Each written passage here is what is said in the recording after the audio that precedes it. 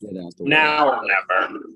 What's up, everybody? Welcome back to I Want Entertainment. We are here with John, episode 8, pretty deep into the game now. John, what was your reaction to Emily getting voted out, as you saw from the New Zafiro tribe last night? I was a little gagged just because going into that, we had heard only from Izzy how I just realized I'm not in the frame, sorry. Um, we heard so much about how like tight Perla was, and then like I saw like two of my old Ametista people there, right?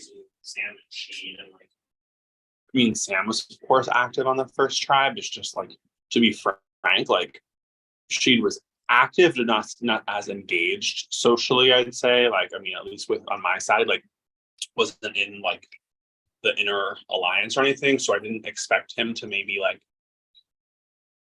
ingratiate, what's the word I'm looking for? Like get into the groove of it. So I was assuming that they just might all stick together, especially from what like Izzy was describing as like those five are like super tight, all besties or whatever.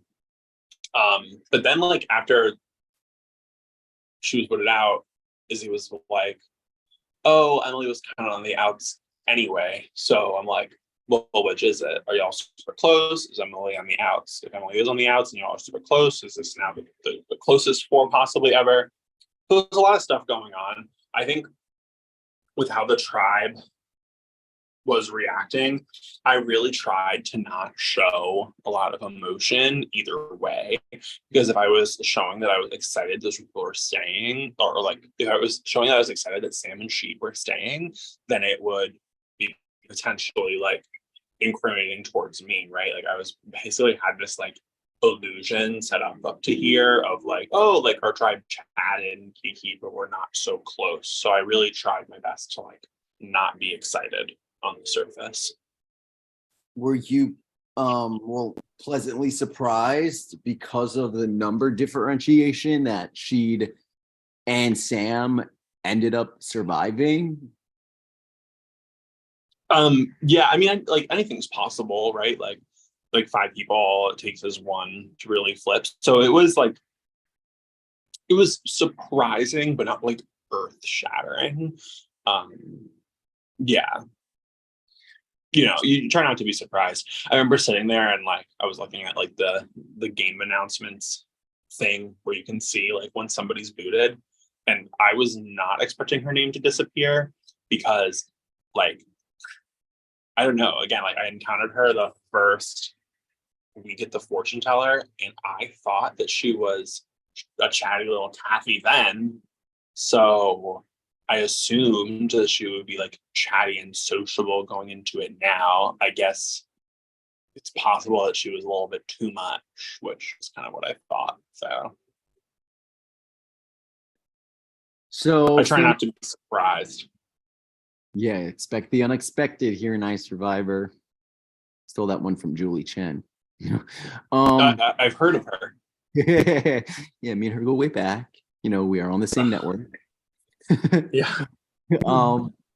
So update me on any new developments happening on your tribe since the last time we spoke. I know you've had conversations with Izzy. I know you had conversations with Robin, and I know you were playing Fortnite and bonding with Rachel last night. So update me. And the night before as well, actually. Yeah, double nights in a row. Y'all are like Fortnite dating. Yeah, right, exactly. We're moved from Tinder. Oh, my friend is calling me. No, why is he calling me? Sorry. Are you still here? Yeah, you're good. We'll my friend just tried to FaceTime me. Choices. Okay. No, yeah, this will be our last question because that's pretty much it. It's still kind of early in the round. Oh, so. No, it's no, not important. Okay. Sorry. So new developments. Basically, the last time we had a confessional, I was mid like spiral freak out moment, right? Like I was pretty insecure about my position, and to be honest, I'd be lying if I said that I wasn't still insecure about it. But I feel like I've done a lot of work to get a feel of where I sit and make sure that I'm good. Like, I, after going and talking to you, I went and talked to Izzy, and I basically planted the seed of like us being on the bottom, which I don't think is untrue. Like that it would be potentially between the two of us, and that I wanted to go talk to Robin. But then talking to Robin the other night, I kind of intentionally let Robin drive the conversation because I wasn't sure. Like, all right, like I don't know if Robin and Izzy are tight. I found out in that case that we're not. I found out that I wasn't sure if Robin would be willing to make a move. I don't think that they're unwilling to make a move, but you have to have a relationship with Izzy to start with in order to really do something. And hearing Robin talk about it, like they don't really explicitly want to go against Old Saphiro. They still are really wary on Izzy and Marcelo, which is like, I think Robin's like sort of in the same position of me where like, I don't know, has ways to get in with some of the others on the tribe, but isn't so locked in with them, you know? Plus Robin revealed that they have the banca vote situation. So they won't be voting at the next tribal council, which means that if I did want to do something with Robin, I wouldn't be able to anyway. So I kind of purposefully stayed a little reserved compared to what I was with Izzy planting that seed.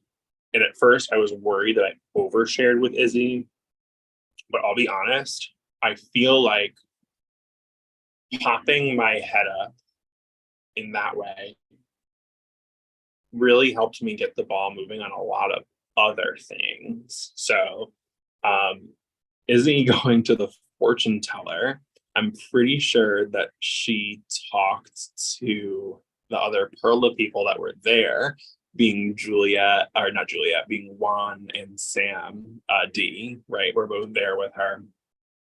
And like, I'm pretty sure their conversation was very similar to like what I was already saying. Like, oh, a couple of these people have played other games before. They're like, I don't know, like super savvy, sociable, whatever. So planting that seed, Izzy told me yesterday when I got home from work, but still like before tribal council would have been, that like she spoke to Sam and said that Sam said and confirmed to Izzy that Rachel was a threat and needed to be dealt with. And Izzy told that to me.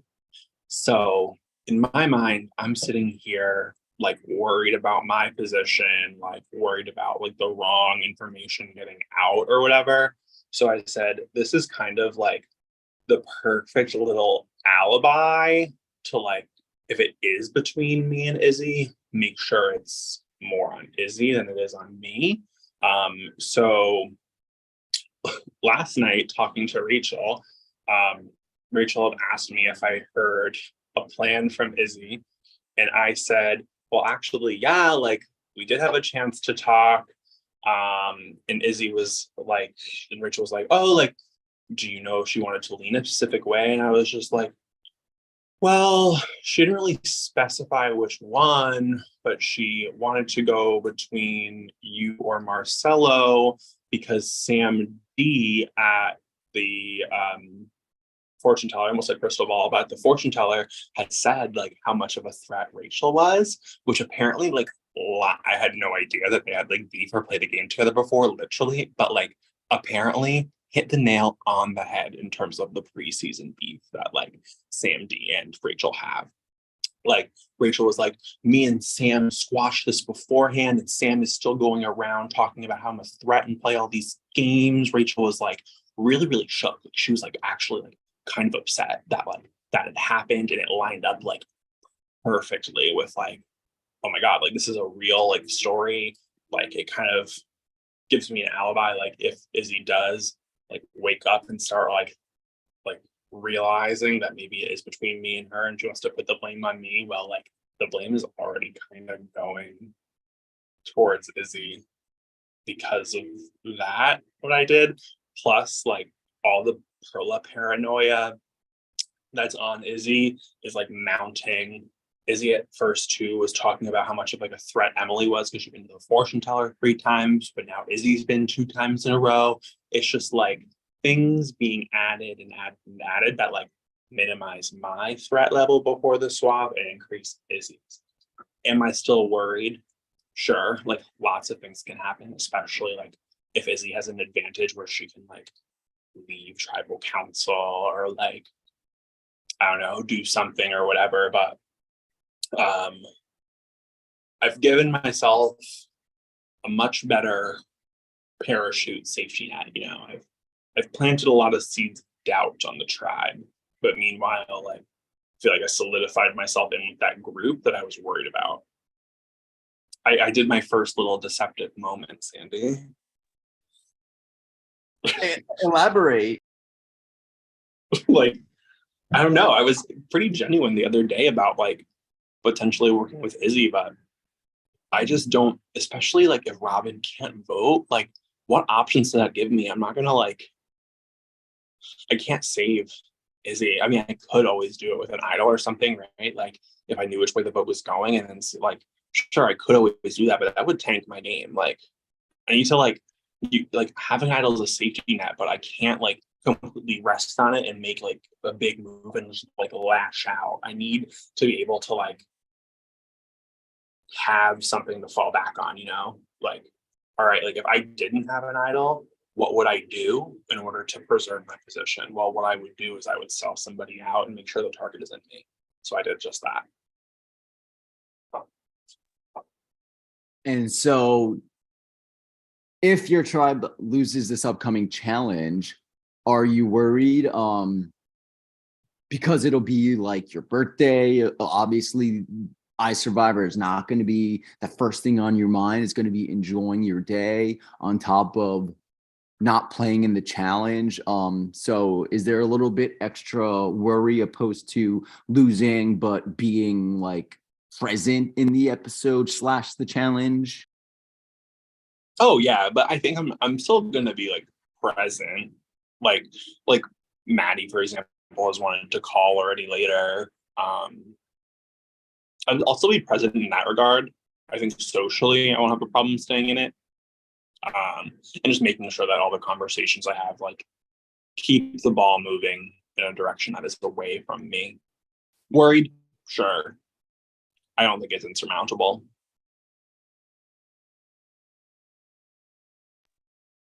Got it. Anything else you want to get off your chest for this early episode 8? No, I just felt like I needed to share with you that like I needed to share with you that I that you're entering your got a villain little era. bit. I got a little bit of a reaction out of Rachel. Like Oh when yeah, she tell me was that.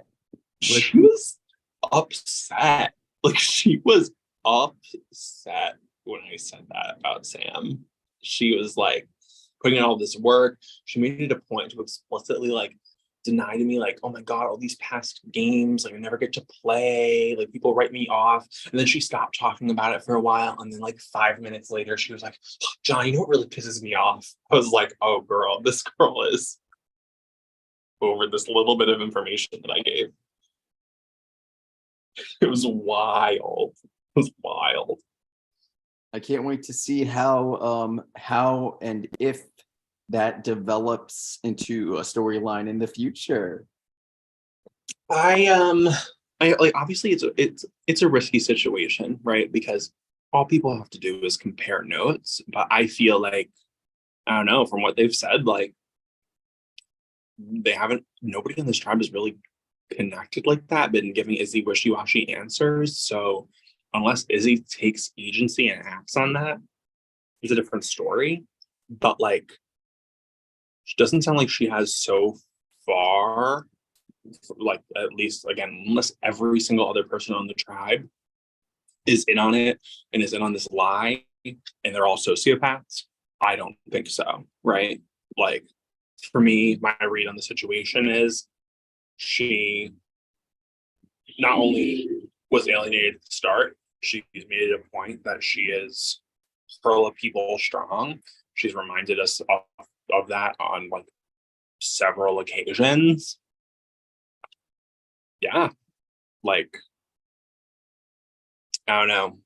It sucks. Like I do like the girl, but see a bus, I'm gonna give somebody a little shove. I'm all good on questions. Johnny, got anything else you want to get off your chest? Oh no, Sandy. John, it's been a pleasure. Have a happy birthday, and